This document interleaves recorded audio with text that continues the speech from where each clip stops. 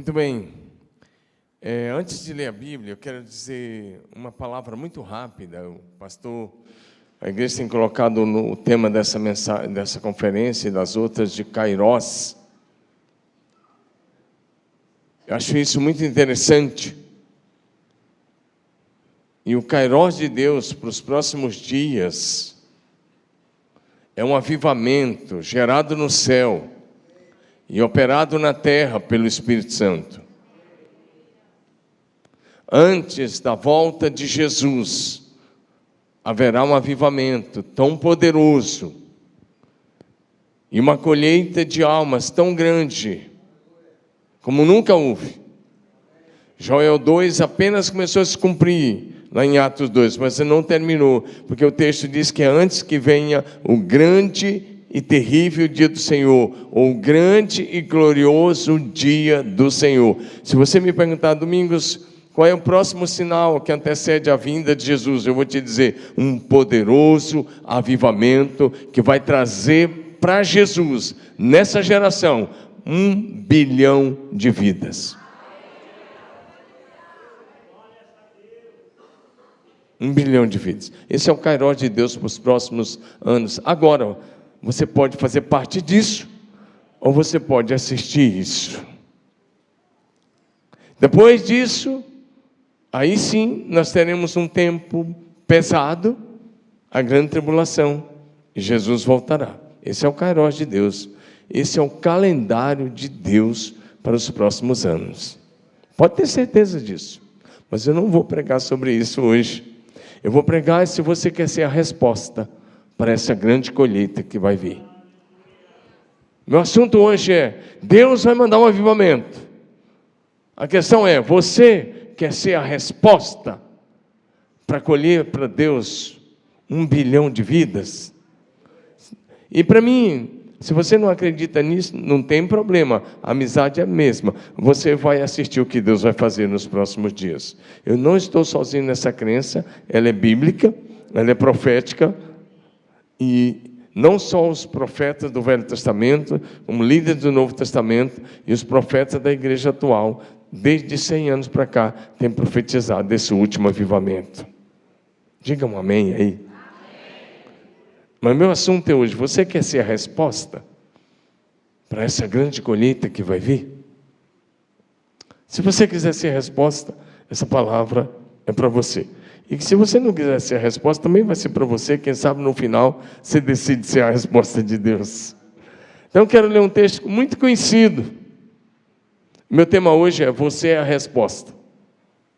E quando eu estiver falando você é a resposta, você vai ter que estar dizendo: eu sou a resposta.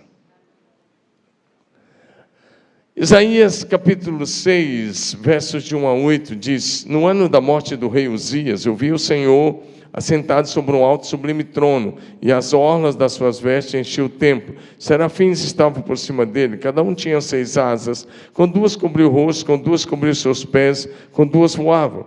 E clamavam uns para os outros, dizendo: Santo, Santo, Santo é o Senhor dos exércitos, toda a terra está cheia da sua glória. E as bases do limiar se moveram à voz do que clamava, e a casa se encheu de fumaça.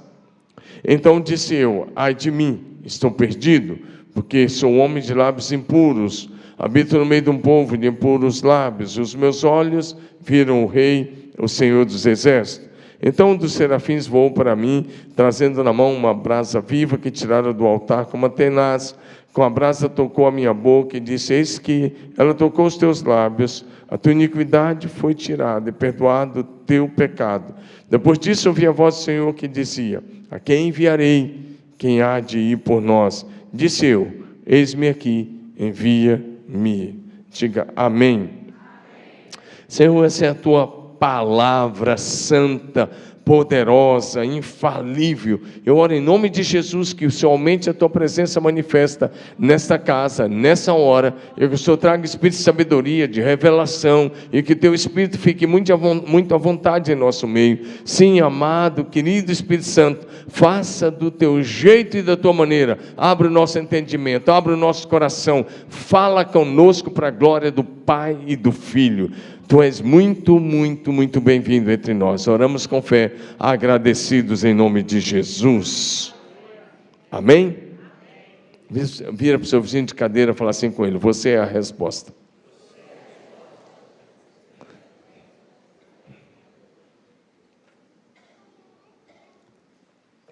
Esse texto é bem interessante, porque o profeta está vivendo uma semana difícil, alguns dias difíceis. Se você dá uma olhada, o texto diz no ano da morte do rei Uzias. O rei Uzias tinha sido um rei muito bom, ele foi um rei muito joia, fez quase tudo certo, mas no final ele fez uma besteira. Ele foi ao templo para queimar incenso, e essa era uma função exclusiva dos sacerdotes.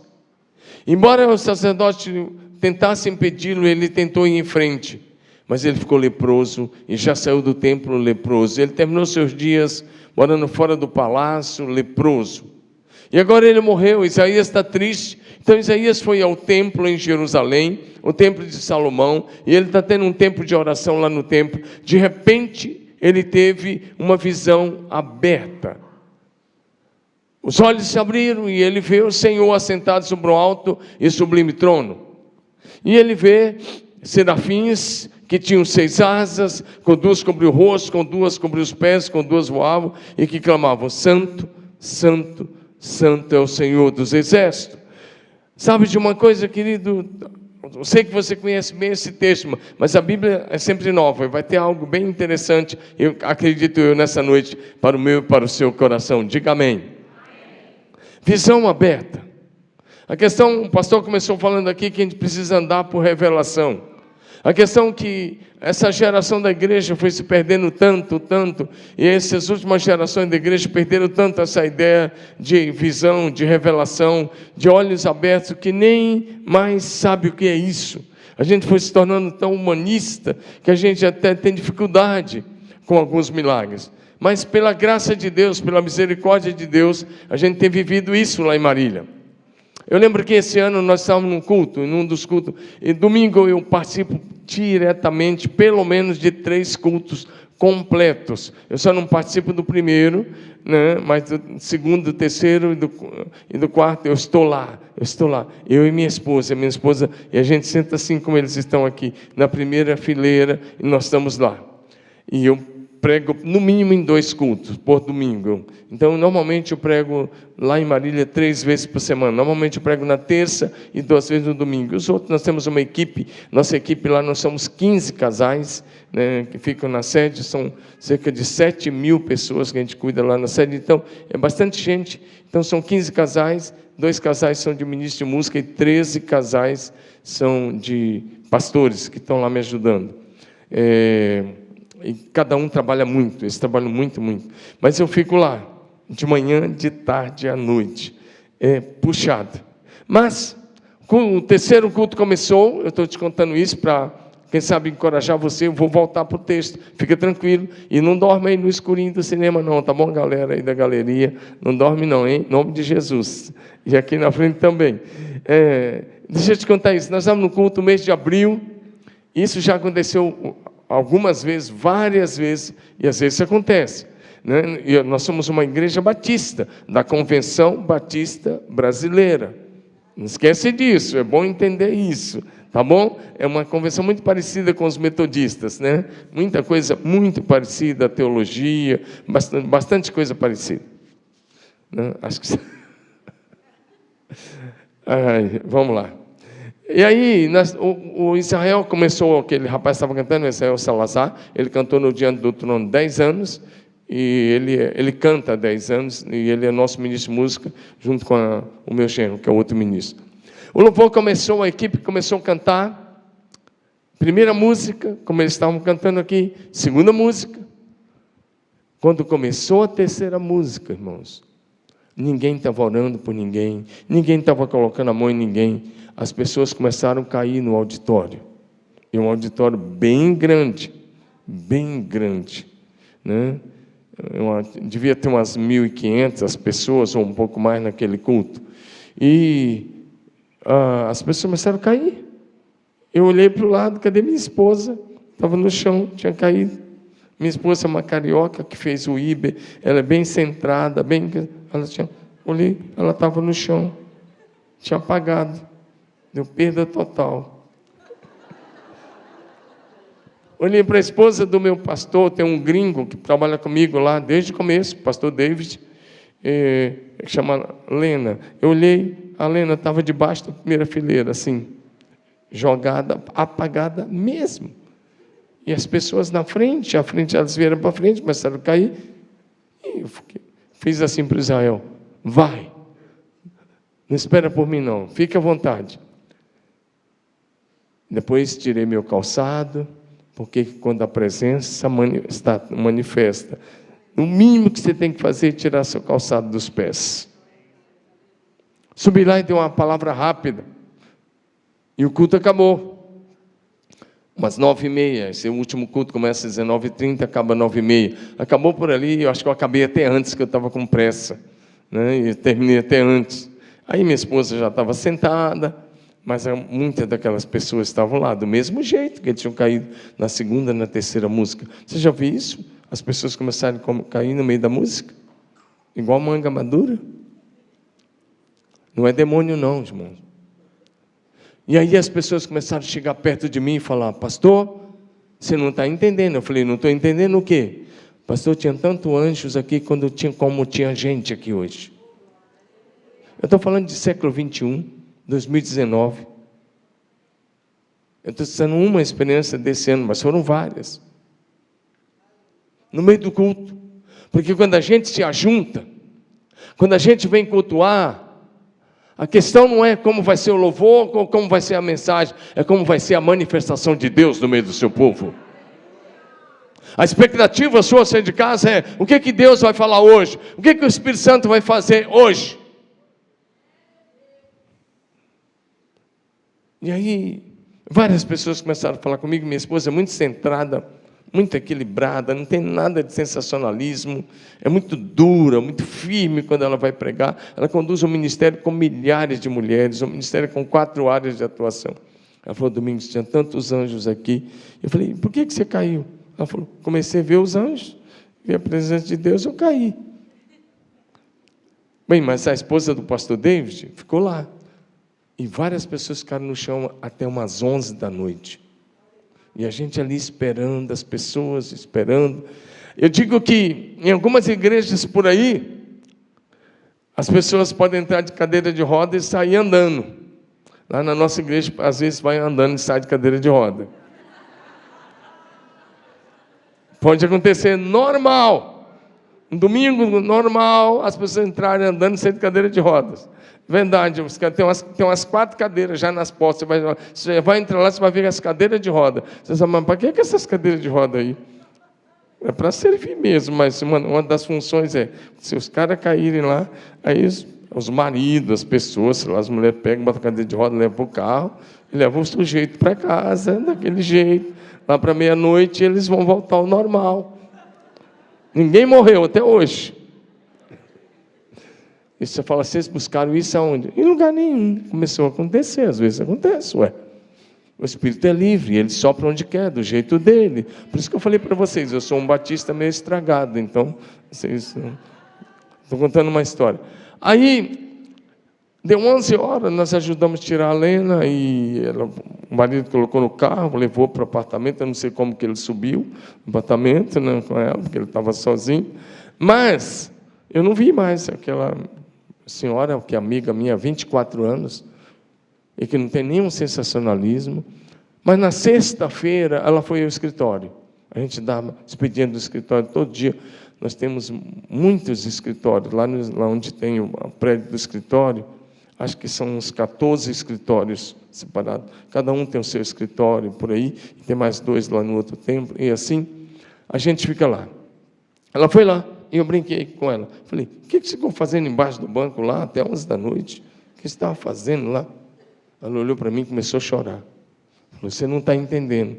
O que não estava entendendo era eu, né? Você não está entendendo. Falei: o que aconteceu? Ela falou: na oração antes, que ia começar o culto, tem oração antes de começar o culto, tem oração das mulheres, tem oração dos homens. Ela disse na oração antes de começar o culto, ela disse que olhou para o Senhor e falou: Senhor, eu estou tão cansada. E ela disse: eu nunca vi anjos, eu queria ver anjos hoje. E aí ela contou a seguinte história, que na segunda música, quando ela levantou os braços para adorar, vieram 2 anjos gigantes, um pegou de um lado, outro do outro, e levaram ela. E ela começou a olhar para o corpo dela aqui, ela subindo e olhando para o corpo lá. E então eu fiz um teste com ela. Bom, eles te levaram lá no céu? Ela falou: levaram. E eu falei: e o que os anjos estavam cantando? E ela disse exatamente isso: Santo, Santo, Santo. E eu disse: então me fala uma coisa, como é que era lá? E ela começou a escrever algumas coisas.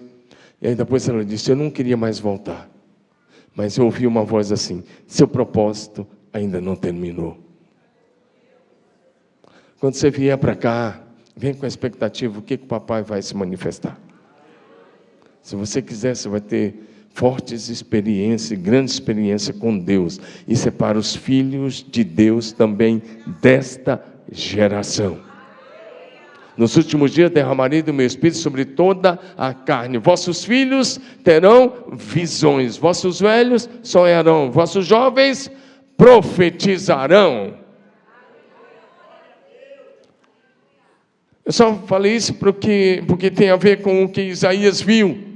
Porque às vezes a gente vê essa experiência de Isaías, a gente fala: mas está tão longe de mim. Eu quero dizer, não está tão longe. Você pode ter essa experiência hoje, basta você ser íntimo de Deus.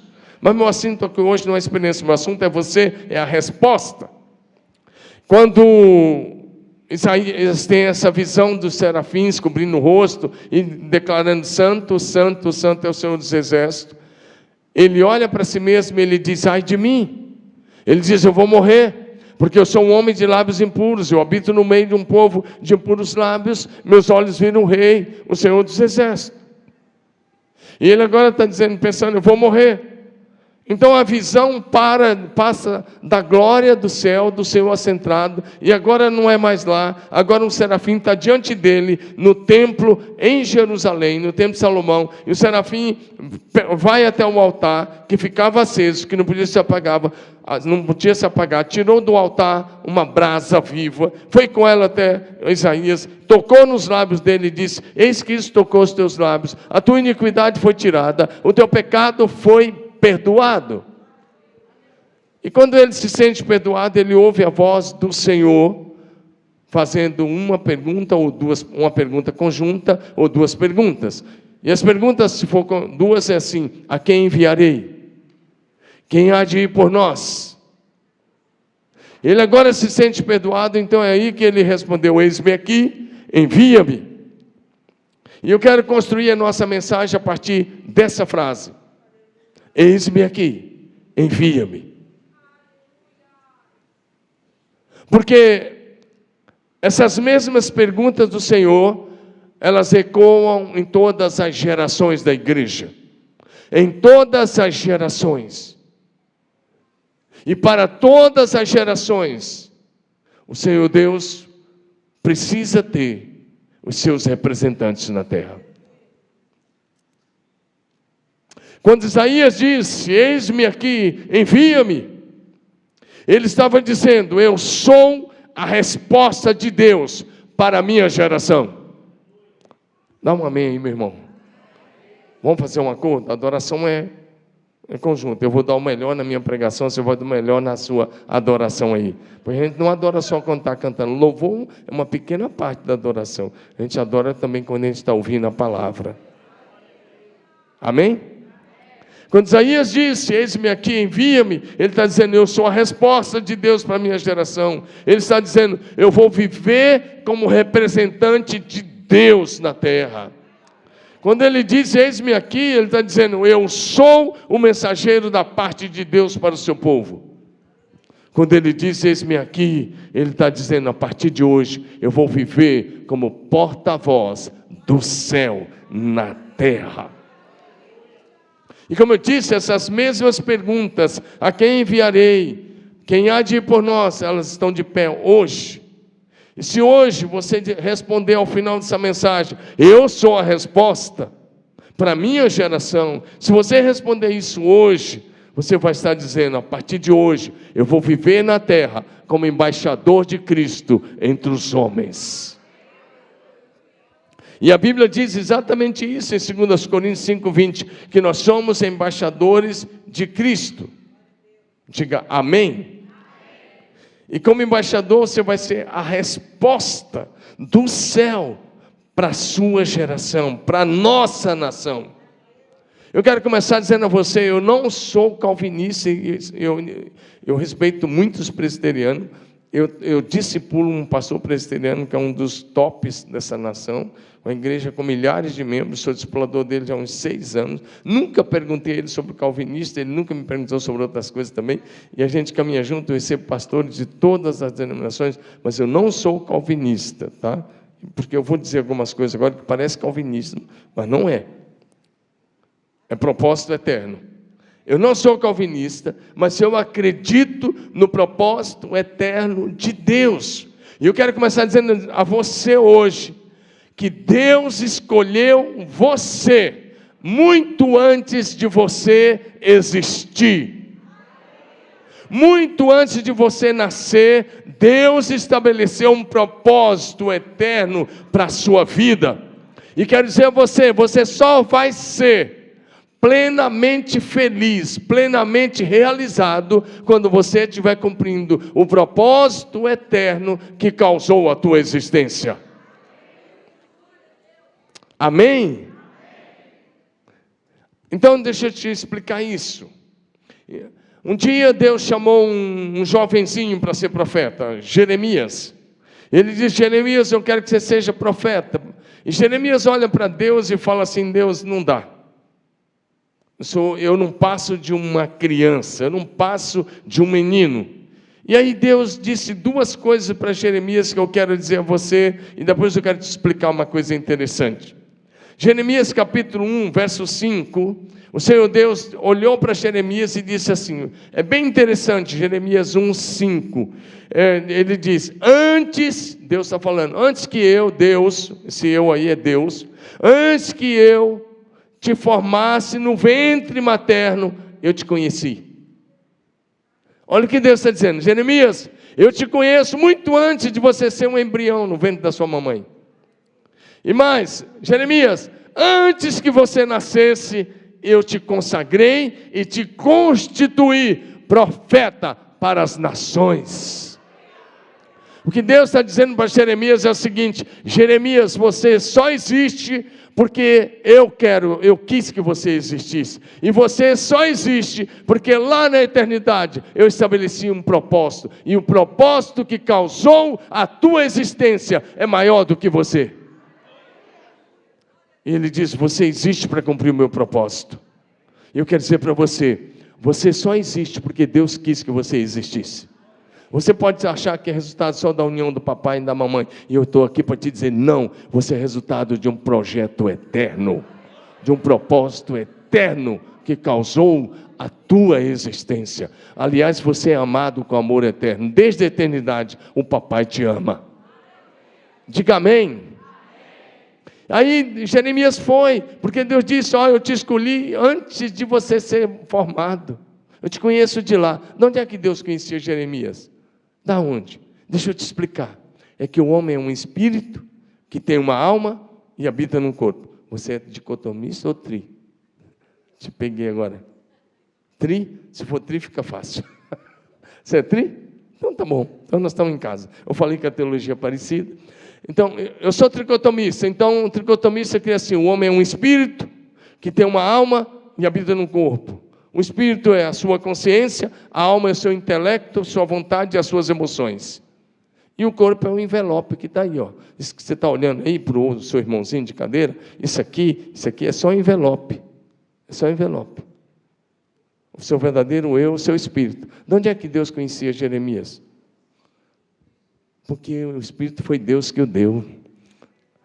Eclesiastes diz que na hora da morte, o corpo vai para o pó da terra, mas o espírito vai a Deus. Mas não significa que vai morar com Deus. Vai a Deus, ao homem está decretado morrer uma só vez, vindo depois disso o juízo. Vai morar com Deus se serviu a Jesus. Se não serviu a Jesus, vai para o Beleléu e de lá vai para o Tacho. É o lago de fogo que eu estou chamando de Tacho. Então presta atenção nisso. Agora eu vou te dizer uma coisa, que depois, se ele achar que é heresia, ele corrige para você. E você que é da outra igreja, você corrige. Mas eu fico imaginando algo muito interessante. Quando eu estou dizendo isso para você, quando Deus disse isso para Jeremias, isso me traz na memória algo muito sério. É como se Deus, e eu acredito que Ele teve, é como se Deus, antes de te mandasse para esse mundo, tivesse tido uma conversinha com o teu espírito. Você quer que eu te traduza mais ou menos o que Deus disse para você, quando você era apenas um espírito eterno, criado por Deus lá, antes de ser enviado? Você quer que eu te diga alguma coisa que Deus te disse? Você está aberto para ouvir? Não foi coisa feia, não, foi coisa boa. Eu vou te dizer algumas coisas que eu creio que Deus falou com o teu espírito, porque você esqueceu, então eu vim te trazer isso à memória hoje. Primeiro, eu creio que Deus olhou para o teu espírito, antes de você ser um embrião, Ele olhou e disse assim, mais ou menos assim, como se Ele dissesse, mais ou menos assim, filho, vai lá na terra e cumpre o meu chamado para a tua geração. Filho, desce lá e cumpre o meu propósito eterno, que está causando a tua existência. É como se Deus dissesse, filho, vai lá na terra e viva na tua geração de acordo com o padrão do céu. É como se Deus dissesse, filho, desce lá e viva na terra de acordo com os valores e os princípios da minha palavra. Vai lá e vive de acordo com os valores do céu. Desce lá, filho, e viva na terra de acordo com a cultura do céu. Vai lá e fala a linguagem do céu. É como se Deus dissesse, filho, desce lá e seja a minha voz. Seja a minha voz naquela sociedade. Seja o meu mensageiro. Desce lá, filho, e no poder do Espírito Santo e na autoridade do nome de Jesus, destrói as obras do diabo. Agora eu vou falar uma linguagem que os jovens vão entender. E se os jovens aqui forem avivados, eles vão dar um glória a Deus bem alto, porque se não der, aí fica feio. Os jovens da minha igreja são bem avivados, eles estão para cima. E aqui nessa igreja tem liberdade, que eu escutei até o pastor ali no reteté.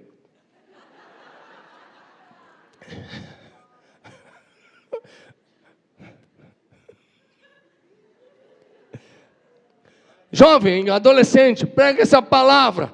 Deus olhou para você. Eu vou falar a linguagem do jovem agora. Os ouvidos dos adultos agora só escuta, tá? Eu convivo com jovens direto e eu gosto muito porque me renova. Eu estava falando isso hoje com o pastor. Metade da minha equipe é bem jovem. E eu discipulo eles toda quarta-feira. Eu tenho um horário com eles toda quarta, com os pastores e os líderes jovens, exatamente, e eles são cheios de ideias, e a gente brinca muito, e é muito legal. Então, jovem, presta atenção, vou te falar a verdade, você vai entender o que eu vou te dizer. Deus olhou para você, jovem, lá na eternidade, e falou assim, filho, desce lá e arrasa. Vai lá e arrasa. Vai lá e faz a diferença.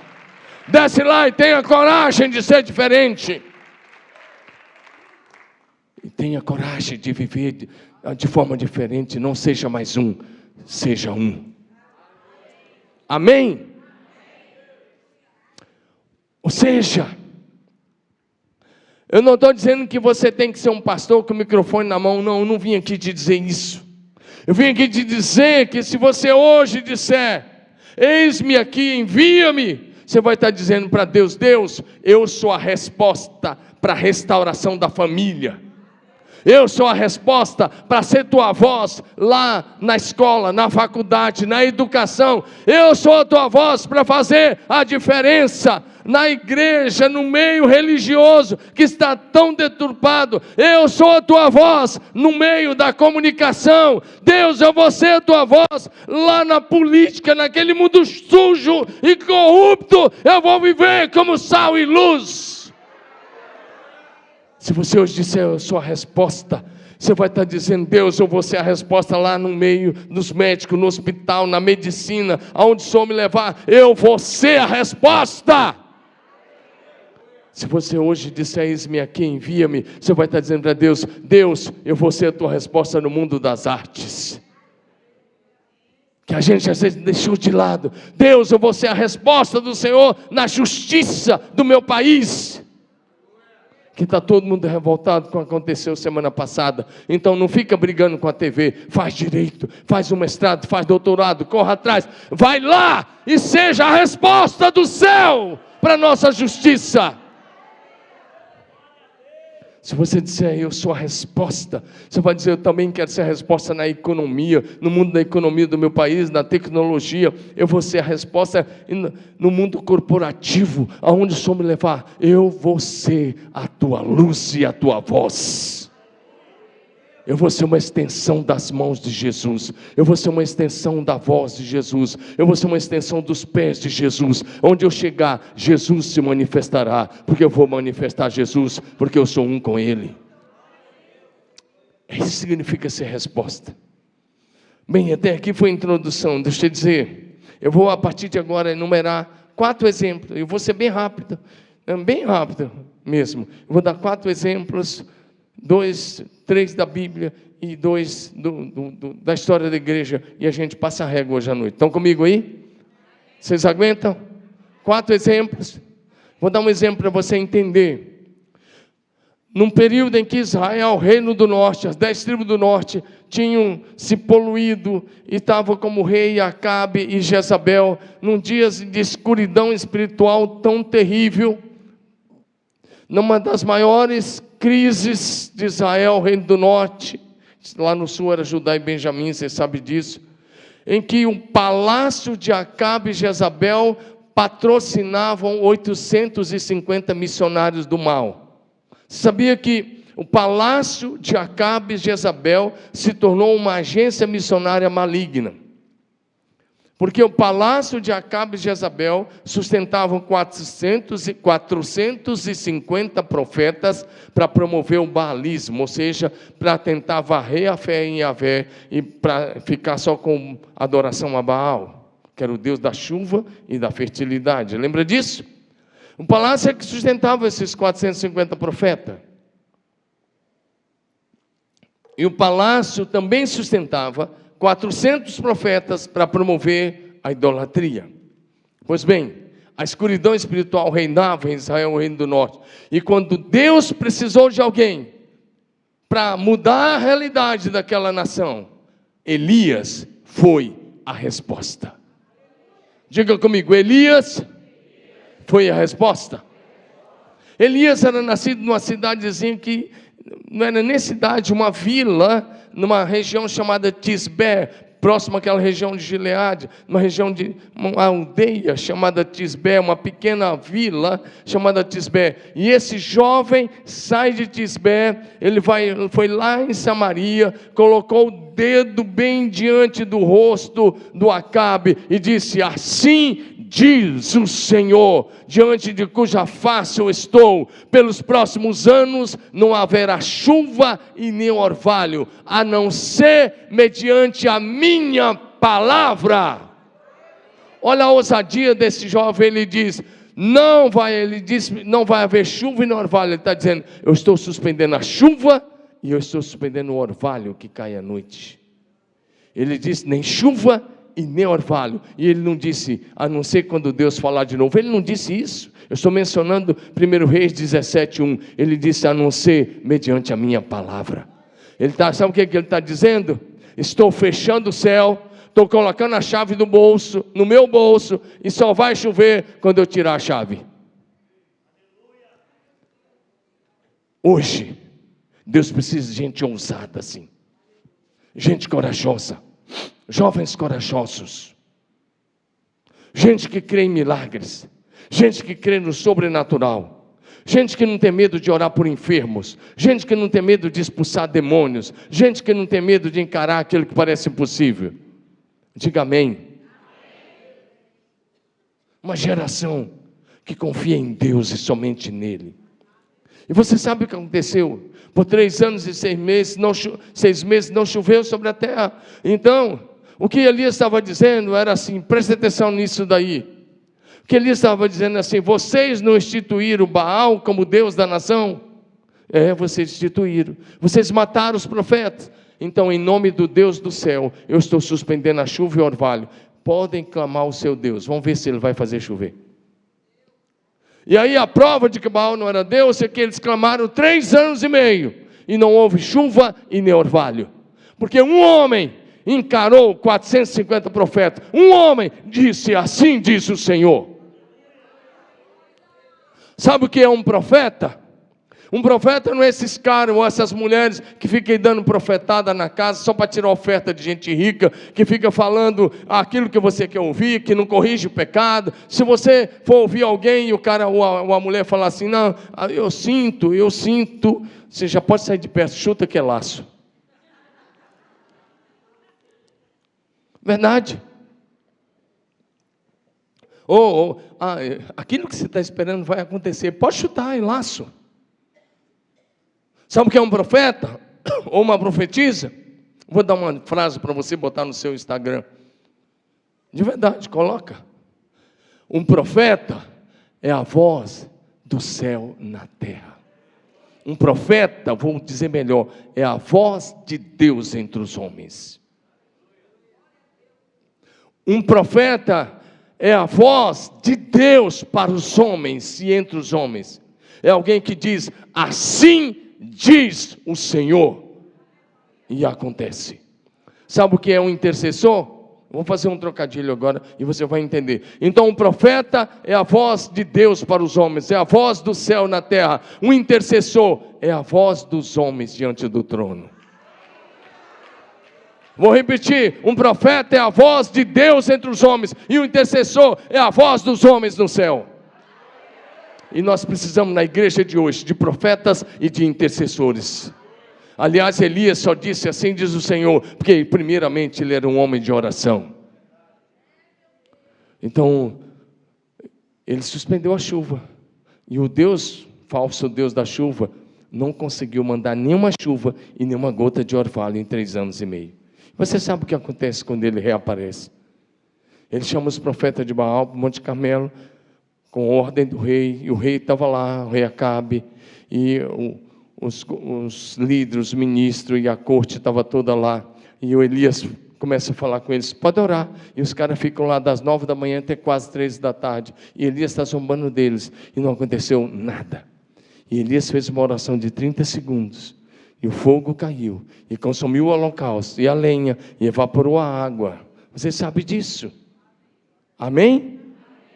Então todo o povo caiu por terra, todo o povo se ajoelhou, ali estavam as autoridades, dizendo em alta voz, só o Senhor é Deus, só o Senhor é Deus, só o Senhor é Deus.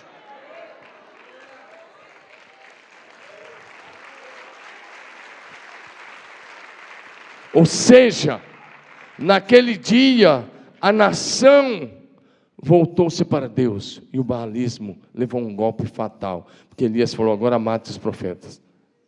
Os caras aqui instituíram isso, e eles foram mortos, e Jeú terminou o serviço com os profetas de Baal. O baalismo foi varrido por Elias e Jeú. Diga amém. Diga comigo, Elias foi a resposta. Fala como quem crê, Elias foi a resposta. A questão é, você quer ser a resposta para essa geração? Tem tanta gente pregando tantas outras coisas, tem tanta coisa acontecendo, tanta afronta à fé e à família. Você quer ser a resposta? Você quer ser a resposta?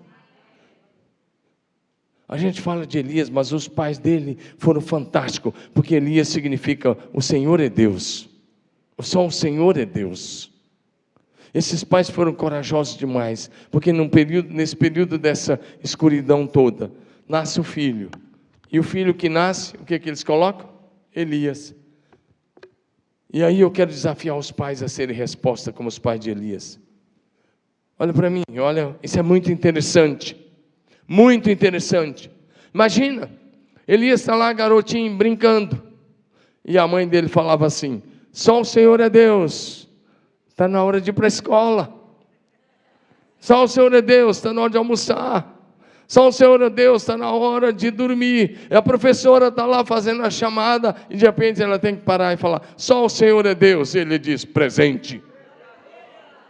O nome foi profético. E a profecia dos pais aconteceu no Carmelo. Cumpriu-se quando o povo se ajoelhou e gritou: só o Senhor é Deus. Agora está cheio de pai evangélico que fica botando o nome no filho, nome de artista famoso, nome de jogador, no nome não sei de quanto, tem não sei quantos Neymar por aí. Vai dar o quê? Nada. Robinho, não sei o quê. Teve um que gritou ali: vai cair muito, né? Então, meu querido, para com isso. Seja profeta. Diga amém. Amém. Levante filhos para ser a resposta para a nossa nação. Diga amém. Amém. Ser cristão não é você ficar dentro de uma igreja simplesmente assistindo o culto. É você ser profeta para a nação. Diga amém. Diga aleluia.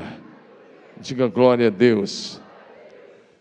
Agora eu quero falar para as mulheres um pouquinho, porque se eu falei de um homem, eu quero falar de uma mulher, de uma moça. Presta atenção nisso, eu gosto muito da história dessa moça. Sabe por quê? Ela era órfã de pai, órfã de mãe e era escrava. Imagina, eu vejo mocinha o tempo todo revoltada com o pai e com a mãe, porque não tem o celular da hora, porque não tem o tênis da hora, porque não comprou aquela coisa, aquela roupa da moda na hora que saiu lá no shopping, e bate o pé, bate porta, e fica de bico, e faz besteira. Agora imagine você, moça, olha para mim, se você fosse órfão de pai, órfão de mãe, e escrava e criada por um tio. Num outro país, e não fosse nem no seu país. Imagina, se hoje você ficasse órfão, perdesse seu papai, perdesse sua mamãe, fosse levada como escrava, e você fosse levado para um país que você nem falava a língua. Você tem que aprender a língua e tem que conviver lá. Mas aí tem um concurso para a rainha. E o tio fala: você vai. E ela fala: eu vou. Imagina um enredo desse, de escrava a rainha.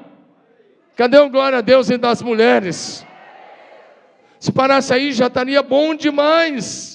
Porque ela se tornou rainha do Império Medo-Persa, que governava sobre 127 povos, 127 nações, da Índia até a Etiópia. Pode ler o livro de Esther, 2 vezes você vai encontrar essa informação, que esse império que substitui o Império Babilônico, governava da Índia até a Etiópia, e ela se torna simplesmente rainha do império que governava o mundo da época. Mas isso não é o que eu estou falando, não é só isso que eu quero falar. Eu quero dizer que Deus precisou de alguém que livrasse o povo de Israel do extermínio. Esther foi a resposta. Um homem chamado Amã, primeiro-ministro desse império, com raiva de Mardoqueu, ele fez um projeto de lei e levou para o rei Assuero sancionar, e o rei nem leu, sancionou, e foi lá e selou que não podia ser mudado. De que no dia 13 ou 14 de dezembro daquele ano, os judeus dessas 127 nações seriam eliminados, todos. O primeiro cara que quis eliminar judeus da face da terra não foi Hitler, foi Amã. E o projeto era para eliminar mesmo. Agora, quem estava por trás desse projeto? Satanás. Porque se ele eliminasse os judeus, exterminasse os judeus, ele adiaria o projeto da vinda do Messias. Tinha que começar tudo de novo. Mas o que acontece? Alguém foi a resposta. O Mardoqueu fica sabendo dessa lei, que agora não era mais um projeto, estava sancionado, e da data do extermínio. Pastor, está na hora de encerrar? Até mais um pouco. Pode continuar mais um pouco? Mardoqueu fica sabendo, e o que ele faz?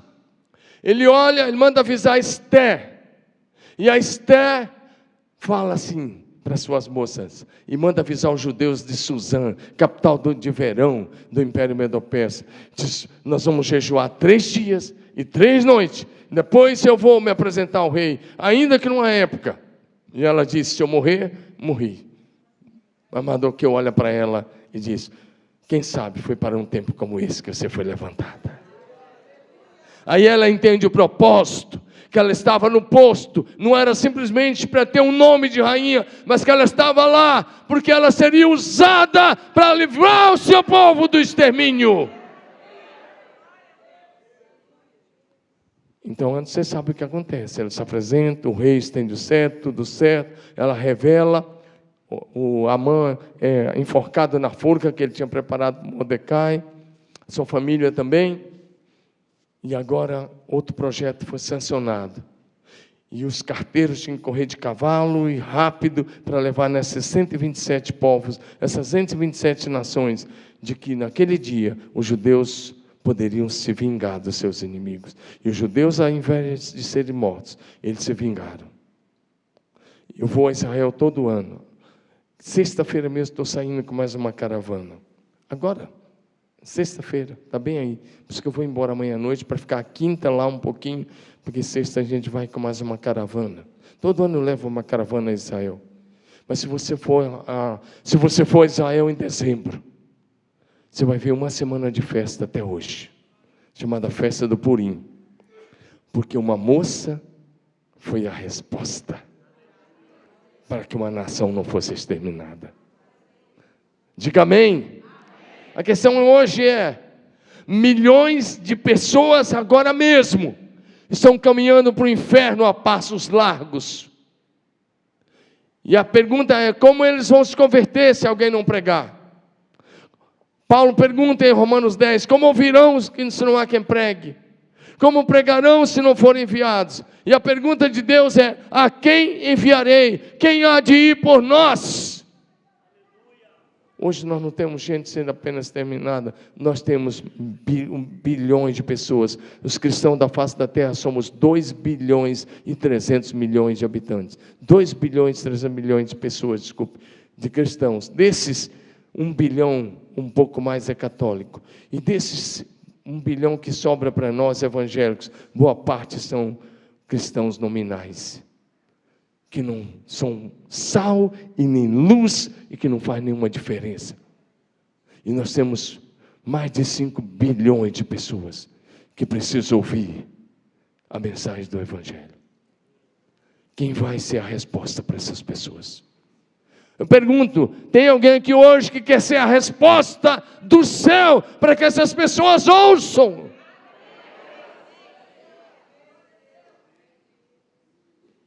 Terceiro lugar, terceiro exemplo que quero dar, e é bem rápido, eu estou passando muito rápido. Um dia Deus precisou de uma moça, e eu quero falar de uma moça, de novo, agora outra moça. Deus precisou de uma moça que fosse a mãe, segundo a carne, de Jesus, nosso Senhor e Salvador. Maria foi a resposta. E atenção, moças, ela só foi a resposta porque ela tinha um estilo de vida santo. E porque ela tinha um estilo de vida santo, Deus olhou para ela e Deus se agradou daquele estilo de vida. Por isso ela foi escolhida.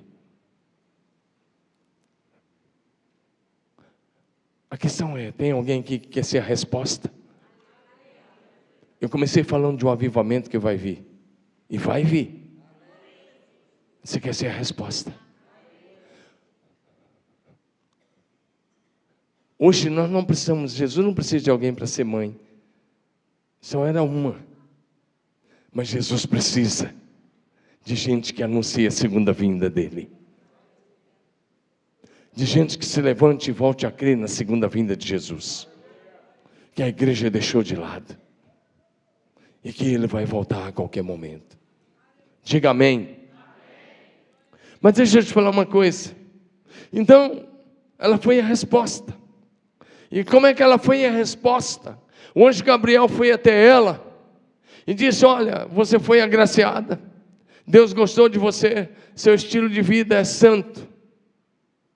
E você vai ser a mãe de Salvador. Ela disse, como é que vai ser isso? Nunca tive relação sexual com homem nenhum. Ele disse, não, vai ser diferente. Descerá sobre ti o Espírito Santo. O poder do Altíssimo te envolverá com a sua sombra. Por isso o que vai nascer de ti será chamado Santo Filho de Deus.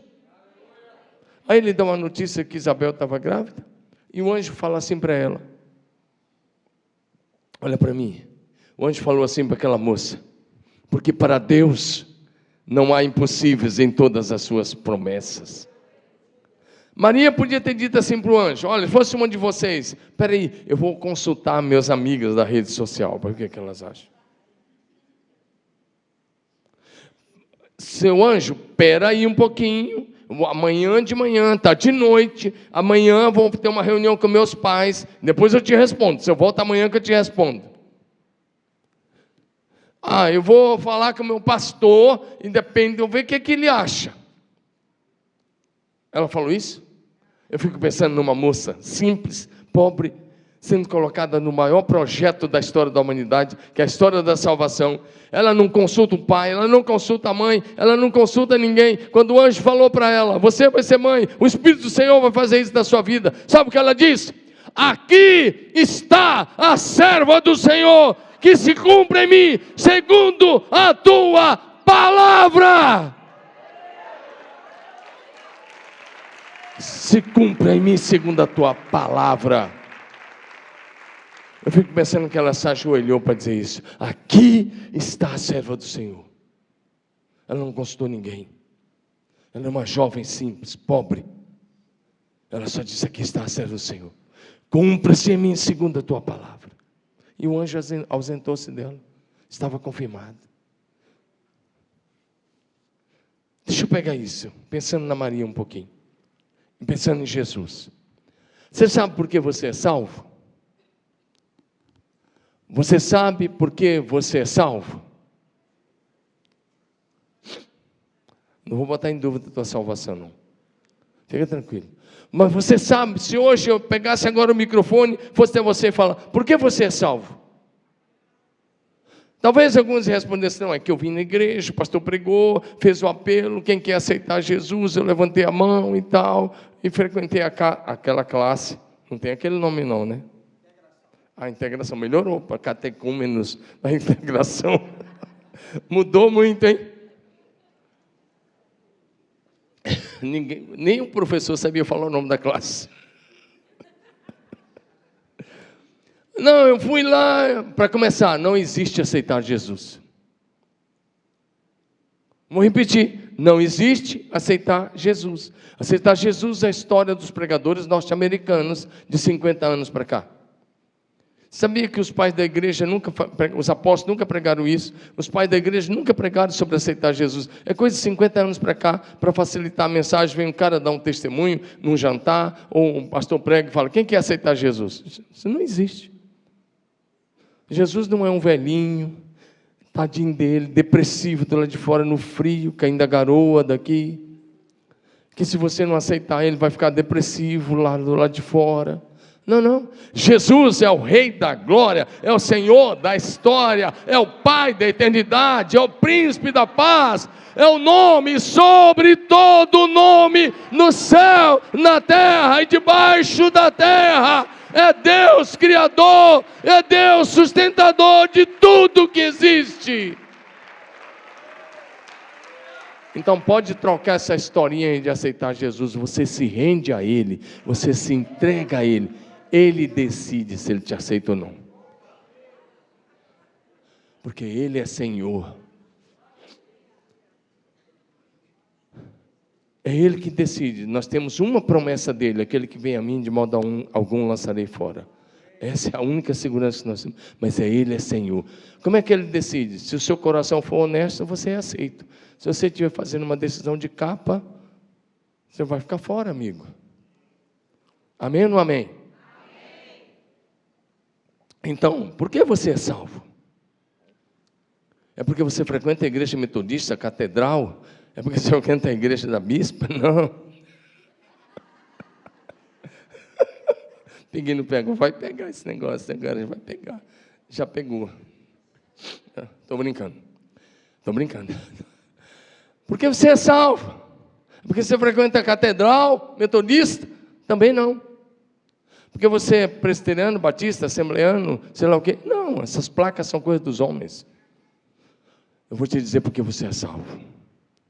E quando eu te disser, Você vai ter que se alegrar muito com essa notícia. Sabe por que você é salvo? Eu vou te explicar e depois eu te falo 2 histórias e a gente passou a régua aqui hoje à noite, tá bom? E amanhã tem mais. E vocês vão beber de balde com o Carlitão amanhã, nesse horário. Pode ter certeza. Se eu fosse você, não faltava não. O Carlito é meu brother, amigão, nós somos aliançados. Sabe por que você é salvo? Eu vou te explicar. É porque um dia a Trindade, Deus Pai, Deus Filho, Deus Espírito Santo, eles sempre existiram, eles se movem de eternidade a eternidade. Vou te dizer, estou te respondendo porque você é salvo. Lá na eternidade, antes da fundação do mundo, Deus disse, eu vou criar o homem. Mas o homem vai pecar. E eu preciso enviar um. Eu fico pensando, vamos humanizar bem o papo aqui, tá? Vamos traçar uma... Olha lá. Vamos humanizar essa conversa. Um de nós precisa descer. Jesus olha para o Pai e diz, eis-me aqui, envia-me. Agora, quando chega a plenitude dos tempos, o Pai diz, está na hora de enviar o Salvador. E Jesus disse, eis-me aqui, envia-me. Eu estou te respondendo porque você é salvo, meu irmão. Em nome de Jesus, entenda isso de uma vez para sempre. Aí Jesus disse para o Pai e para o Espírito, eis-me aqui, envia-me. E o Pai olha para ele, mas você é Deus Criador, você vai ter que tirar sua capa de Deus. Você vai ter que abrir mão da sua posição à minha direita. Eis-me aqui, envia-me. É a resposta de Jesus. Você, como Criador, vai virar um embrião no ventre daquela moça lá. E ele diz, eis-me aqui, envia-me. Você vai ficar 9 meses no ventre daquela moça. Eis-me aqui, envia-me. Você vai nascer como qualquer criança pobre em Belém da Judeia. E Jesus diz, eis-me aqui, envia-me. Você vai crescer como qualquer criança, passando dificuldade, e Jesus olha para o Pai e diz, eis-me aqui, envia-me. Você vai ficar 30 anos sem poder fazer nada do teu ministério. Você vai ver endemoniado, cego, gente morrer. Você vai ver aleijado. Você não vai poder fazer nada. Você tem que ficar quieto até a hora certa. E ele diz, eis-me aqui, envia-me. Depois você vai ter um ministério de 3 anos. Muitos vão acreditar, mas muitos vão te rejeitar. E ele diz, eis-me aqui, envia-me.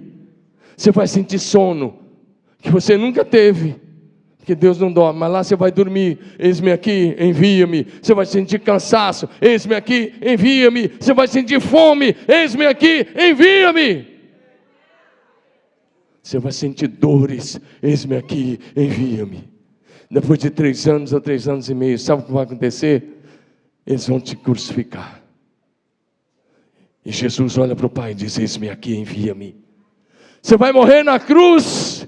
E Jesus diz, eis-me aqui, envia-me. Tem mais. Você vai ser colocado numa sepultura por 3 dias. Você vai experimentar a morte. O imortal vai se tornar mortal. Você vai experimentar a morte. E você vai ficar lá 3 dias. E Jesus olha para o Pai. Eu sou a resposta para a salvação da humanidade. Eis-me aqui, envia-me. Eis-me aqui, envia-me.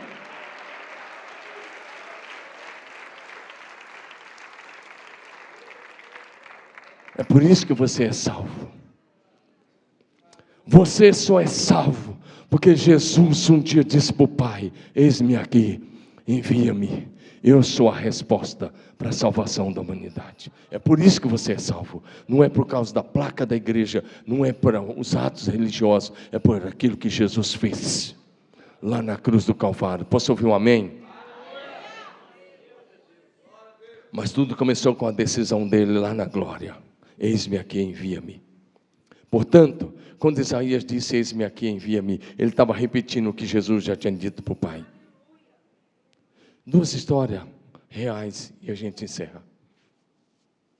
Eu quero orar com você hoje à noite. Por favor, eu vou encerrar em 5 minutinhos ou 10. Segura um pouquinho. Olha para mim. Um dia um médico, lá da Inglaterra, que tinha cursado uma das maiores e melhores faculdades de Londres, ele ouviu falar da necessidade dos africanos ouvirem a palavra de Deus. Ele ouviu falar da África, e ninguém até então tinha ido para lá como missionário. E esse médico promissor, que estava começando muito bem sucedido. Eu quero falar essa história porque às vezes você está muito acomodado. O cristianismo ocidental hoje só quer saber de ganhar dinheiro e prosperar. Esqueceu de ganhar vidas para Jesus. Não tem nada a você prosperar. Você deve prosperar, desde que você use tudo isso para ganhar almas para Jesus. Porque tudo isso vai virar cinza, mais cedo ou mais tarde. E se você não usar isso para ganhar vida para Jesus, sua vida não faz sentido. E esse médico foi para a África. Ele deu a vida pela África. Na verdade, ele desbravou a África. Ele ganhou muita gente, pregou o evangelho. E ele morreu numa choupana entre os indígenas. Nós tivemos missionários na África muitos anos. Eu mandei missionário para tantos lugares. Eu já fui à África várias vezes. E uma delas, eu fiz um caminho ali em Botsuana, até a divisa do Zaire, me parece que é isso. Esse caminho que o David Livingstone tinha feito. Bem próximo, na divisa, tem um monumento a David Livingstone, onde ele morreu. Um dia ele morreu lá, orando. Enquanto ele orava, ele morreu. Os ingleses mandaram buscar o corpo dele para fazer uma homenagem a ele. Diz a história que quando eles chegaram lá, o corpo dele estava lá. Então os indígenas disseram: olha, vocês podem levar o corpo dele para a Inglaterra, mas o coração dele é nosso. Abriram o peito dele, tiraram o coração e enterraram em solo africano, dizendo: ele nos amou, ele deu o coração por essa terra. Quando chegou em Londres, foi feito um grande desfile em carro aberto. E ao lado do carro, um senhorzinho, cabelos brancos, de 80 anos, ao lado, e não parava de chorar o tempo todo. O tempo todo.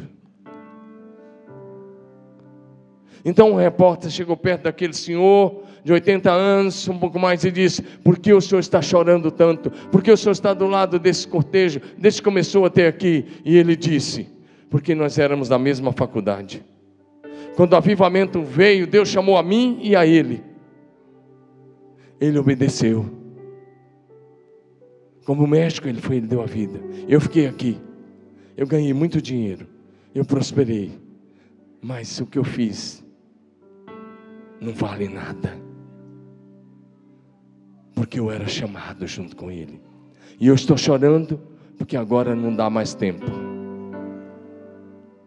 Agora não dá mais. Se Deus está te chamando hoje, meu irmão, se você quer ser a resposta, não espere a aposentadoria, seja a resposta agora. Seja a resposta agora. Agora. A última história, verdadeira, há um pouco mais de 100 anos atrás, há uns 100 e poucos anos atrás, houve uma perseguição na antiga Morávia, naqueles povos ali da região gelada da Europa. Um rei assumiu o trono e começou a perseguir o que ele chamava de protestantes. Então 16 mil famílias saíram da Morávia e foram procurando abrigo, famílias cristãs, protestantes. Um grupo desses cristãos que vieram da Morávia e dos povos, eles pararam na província de um conde chamado Zinzendorf. E eles começaram a orar na província. Era um conde que era cristão, um conde rico, que era muito rico no começo, que desde os 6 anos escrevia cartas para Jesus e jogava pela janela do palácio, dizendo: Jesus, manda os teus anjos pegar a minha carta e usa-me para o teu propósito. E logo que ele cresceu, se casou, ele entendeu um dos propósitos, que era hospedar os irmãos morávios.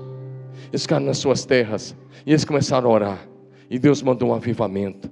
É a única igreja É o único avivamento que uma vigília de oração durou mais de 100 anos, ininterruptos, 24 horas por dia. Esses irmãos oraram mais de 100 anos, 24 horas por dia, por escala, sem nunca parar. E Deus mandou um avivamento poderoso. Um dia eles estavam orando. Me parece que, eu não estou recordando bem a data em que eles estavam orando. E Deus, era agosto daquele ano, eu estou esquecido do ano, mas você depois pesquisa. Deus mandou o Espírito Santo. Houve um derramar tão poderoso. Os jovens todos se tornaram missionários. Nasceu um movimento chamado Missionários Sem volta, porque eles iam e davam a vida lá. Teve missionário, teve jovens de 20 anos, 2 deles que se venderam como escravos para evangelizar os escravos de uma ilha ao leste da Índia, e nunca mais voltaram. Mas um dia, depois que todos os rapazes tinham ido para missões, não tinha mais rapazes na igreja, todos tinham se tornado missionários. O conde Zinzendorf, já senhor, ele foi participar de uma conferência. E quando ele estava na conferência, 2 esquimós estavam lá, que tinham vindo de terras longínquas, lá do Alasca. Começaram a falar com ele: nós ouvimos o movimento missionário que o senhor mandou para tantos lugares, por favor, envie alguém para falar de Jesus para nós. Ele disse: nós não temos mais dinheiro, e nós não temos mais ninguém para mandar. Nós não temos condições mais, acabou. E ele voltou para casa, e ele estava orando. Jesus veio até ele numa visão e disse: manda o oleiro. Eu vou encerrar aqui. Manda o oleiro. Era um homem simples que só sabia fazer aqueles vasos de barro. Manda o oleiro. No outro dia, o conde gostava de obedecer imediatamente. Ele mandou chamar o oleiro para uma conversa, que era membro da igreja. E ele disse: eu estava orando. Os esquimós lá do Alasca me pediram para enviar um missionário. Eu não sei onde fica o Alasca. Eu não tenho dinheiro para te enviar. Não tenho dinheiro nem para a sua passagem. Tem mais, se você for, você nunca mais vai voltar. Pensa bem se você quer ir. Mas Jesus disse que é você o escolhido para ir dar a vida entre os esquimós. Aquele oleiro, era tarde, olhou para o conde e disse: me dá 2 minutos para orar. 2 minutos. Ele baixou a cabeça. Em 2 minutos ele levantou a cabeça e disse: me dá um par de sapatos usados e eu irei. Parece que aquele homem não tinha nem um par de sapatos. Eu só preciso de um par de sapatos usados e eu irei amanhã. O conde disse: amanhã você terá seu par de sapatos. O oleiro foi para casa. No outro dia, por volta das 7:30 da manhã, o conde estava na porta da casa do oleiro. Eu estou falando a mais pura realidade para você. É uma história recente, porque 100 e poucos anos, deve ter 120, 130 anos, não mais. O conde olhou, foi até a casa do oleiro e começou a bater na porta. A vizinha do lado veio e disse: ele não está mais aí. Ele pegou as poucas coisas que ele tinha e deu para mim. E ele disse que Deus tinha chamado ele para pregar o evangelho para os esquimós e que eles não podiam mais esperar. Ele já foi, seu conde. Olha para mim. Sem salário, sem volta, sem passagem. Ele pediu um par de sapato e nem isso ele levou. Mas eu quero te dar, a história não encerra assim. Tudo isso que eu estou te falando você pode confirmar. Tudo que eu estou te falando pode confirmar nos livros. Você pode confirmar até nas mensagens do YouTube. Pode pesquisar. Eu quero te dar um dado. Hoje, porque aquele oleiro pediu apenas um par de sapatos usados. Hoje, mais de 50% dos esquimós são convertidos a Jesus Cristo de Nazaré, porque um homem pediu apenas um par de sapatos e disse: eu estou aqui, eu sou a resposta para os esquimós.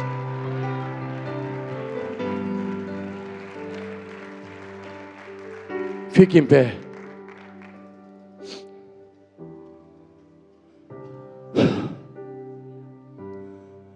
Um oleiro disse: eu sou a resposta para os esquimós. E hoje mais de 50% deles são convertidos a Jesus. Eu não vim aqui te contar a história. Eu vim aqui desafiar você pelo poder do nome de Jesus. Se você ama Jesus e se você quer ser a resposta. Isso começa na tua casa, na tua rua, no teu bairro, nessa cidade. E pode ir para as nações. Você quer ser a resposta? Se você quer ser a resposta, então sai do seu lugar. Vem até aqui. Vem até aqui. Isaías disse: eis-me aqui, eu sou a resposta. Jesus disse: eis-me aqui. Você está salvo por causa disso. Se hoje, eu quero pedir ao pessoal da galeria, responda esse apelo em nome de Jesus. Se você quer ser a resposta desta galeria também, venha até aqui. Faz alguma coisa. Porque lá na eternidade o que vai contar são as almas que você vai levar. Não importa a tua profissão. Não importa o que você faz. Você só precisa dizer para Deus: eu me levanto como resposta. Eis-me aqui. Podemos cantar enquanto as pessoas estão vindo ainda. Se podemos. Pode dar mais um passo para frente.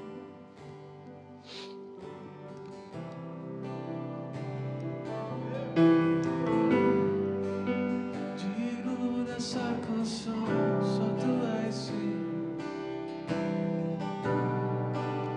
Digno do meu louvor, só tu és sim. Digno da minha vida, tu és sim. Oh, eu sou teu.